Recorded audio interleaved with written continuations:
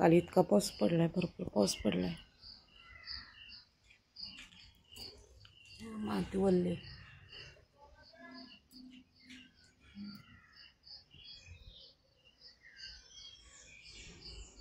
त्यामुळे पाणी नाही झाडाला घालणार, भरपूर पाणी मिळाले.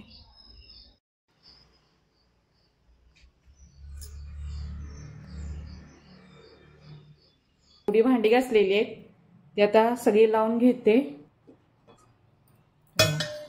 माझ्याकडं उपीट जरा जास्तच झालं. मिस्टर गेल्यात लवकर कामाला, त्यांच्यासाठी मी नाश्ता केलेला आणि मुलांसाठी पण नाश्ता केलेला. म्हणजे मुलांसाठी आणि मिस्टरांसाठीच नाश्ता केलेला. खरं माझ्या लक्षात नाही सूरजचा आज उपवास आहे, गुरुवार असते त्याचा उपवास. आणि मी सकाळचा नाश्ता करत नाही, फक्त चहा चपाती खात असते. चला म्हटलं आता आकाश आणि मी करन नंतर ना नाश्ता. आता चहा पण केलेला, दूध पण गरम केलं.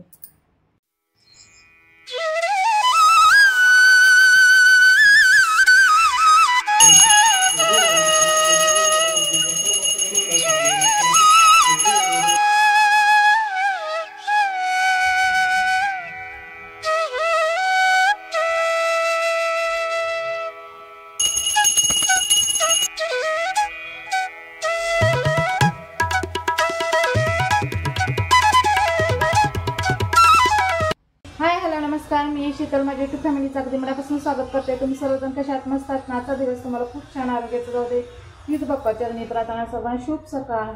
सूर्याची पूजा आत्ताच झालेली आहे. आत्ताच मी चपात्या केलेल्या आहेत. त्याच तऱ्हेत मी बटाट्याचे कापे करणार आहे आणि बेसनमध्ये पोळ्या पण करणार आहे. बटाट्याच्या काप्यासाठी मी काय काय घेतले ते दाखवते.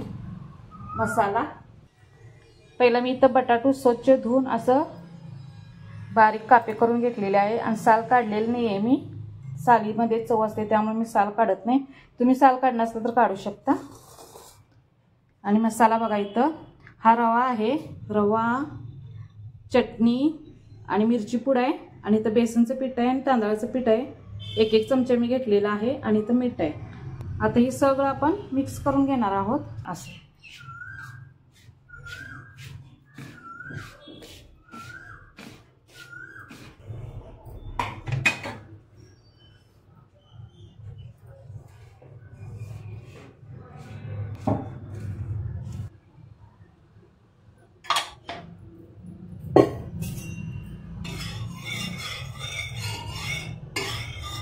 चहा पिणार नाही?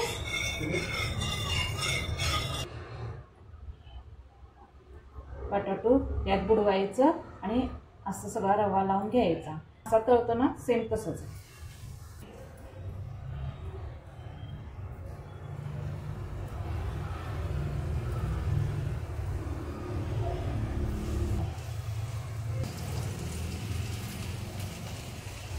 झाकायचं आणि शिजवून घ्यायचं आणि बघायचं, असं सोडायचं नाही, बघायचं आधीमध्ये.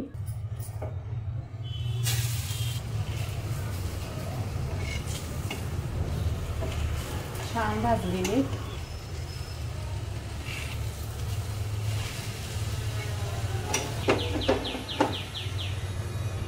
पुन्हा झाकून ठेवून जरा आणि शिजवून घ्यायचं.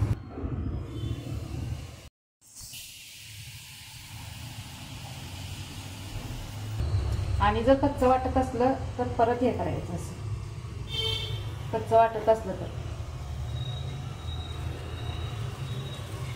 तेल हे सगळीकडे लागलं पाहिजे, नाहीतर नुसताच मग रवा रवा दिसणार. आलेला आहे.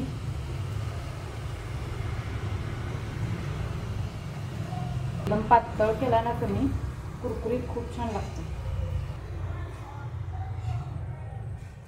पिठाच्या पोळ्या करणार आहे ना, त्याची तयारी करून घेते.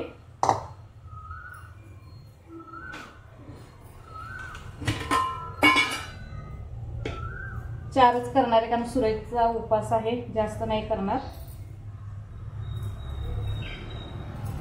बेसनचे पीठ घेतले, 3-4 चमचे घेतलेले.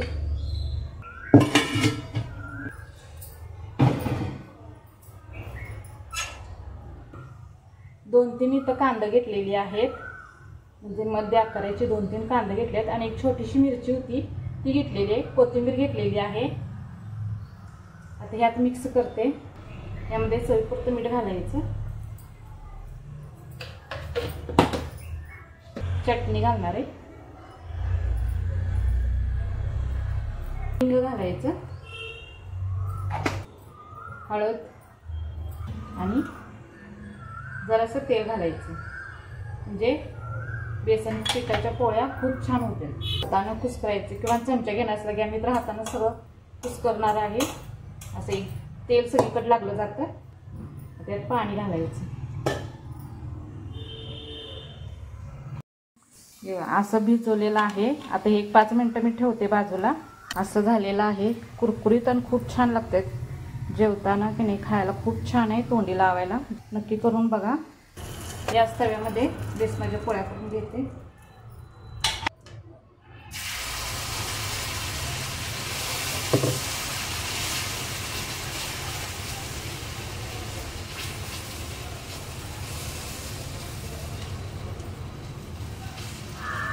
जरासा वेळ लागतो, खूप छान होते, कारण की हे जरा शिजायला लागतं. सेम ह्याच्यासारखंच करायचं आहे. आता आपण बटाट्याच केले की नाही तसंच करायचं. झाकून ठेवायचं 1-5 मिनिटं.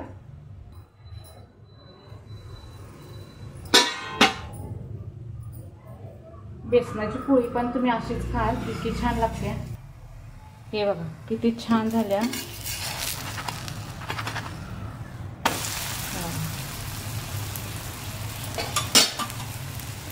खूप छान लागते तैनो बेसनाची पोळी. तुम्ही जेवताना पण असंच खाऊ शकता, चपाती संग पण खाऊ शकता किंवा कुरडीत पण खाऊ शकता. इतकी छान लागते बेसनाची पोळी. यामध्ये तुम्ही ओवा पण घातला तर सुद्धा चालते. बटाट्याचे कापे की नाही आता आमच्या जेवायला आले की नाही दुपारी जर समोर दिसले की तसंच खातात. इतकं आवडते. आणि बेसनाची पोळी पण खूप आवडते आमच्या. जरा वेळ लागतो, खूप छान होते, करपूस छान होत्या बेसनाची पोळी.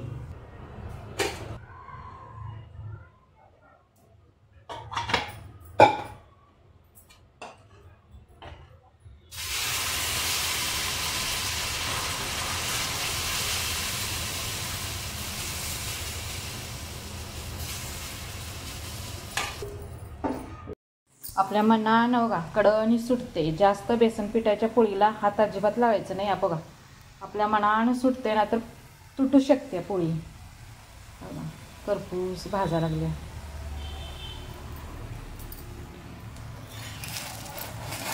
आपल्या मनानं सुटते.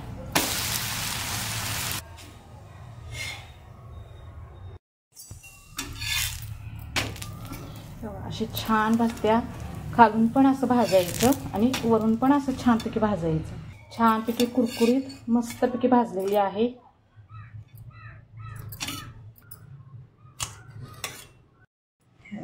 किती छान भाजलेत बाबा, मस्त भाजलेले आहेत. बटाट्याचे कापे पण झालेले आहे.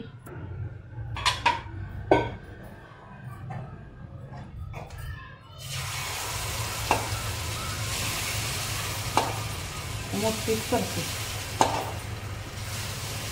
त्याला पण खूप आवडते पोळी. उपवास आहे त्याचा. चला तैनो इथं चिडचेन करते. हा जर व्हिडिओ आवडला असला तर लाईक करा, शेअर करा, सबस्क्राईब करा. पुढच्या व्हिडिओमध्ये भेटूया. बाय.